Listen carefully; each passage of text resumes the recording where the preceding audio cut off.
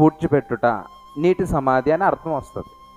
ఇంతకీ ఈ నీటి సమాధి పూడ్చిపెట్టడం ఏంటని మనం ఆలోచన చేస్తే, ఈ లోకంలో జీవిస్తున్నటువంటి మనము, ఈ లోకంలో ఉన్నదంతా ఏంటి అని అంటే పాపం.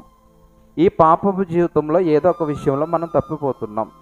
ఈ తప్పిపోతున్నటువంటి పాపపు జీవితం నుంచి దేవుడు ఏం చేశాడు అని అంటే, నా పిల్లలను పరిశుద్ధపరచాలి, పరిశుద్ధతను వాళ్ళకు అనుగ్రహించాలి. ఎందుకంటే పాపంలో ఉన్నటువంటి ఎవరు కూడా పరలోకాన్ని చేరలేరు. ఇప్పుడు పరలోకం చేరాలి అని అంటే, దేవుని రాజ్యంలో ఉండాలి అని అంటే ఖచ్చితంగా మనకి ఏముండాలి? పరిశుద్ధత ఉండాలి. ఇప్పుడు పరిశుద్ధత ఉండాలి అని అంటే మనం జీవించేది ఎక్కడ? పాపపు లోకంలో జీవిస్తున్నాం. ఏదో ఒక విషయంలో తప్పిపోతున్నాం. మరి ఈ తప్పిపోయేటటువంటి పరిస్థితిని, ఈ మలినాలన్నిటినీ కూడా కడిగి పరిశుద్ధపరిచి దేవుని యొక్క రాజ్యానికి వారసులుగా చేయాలి.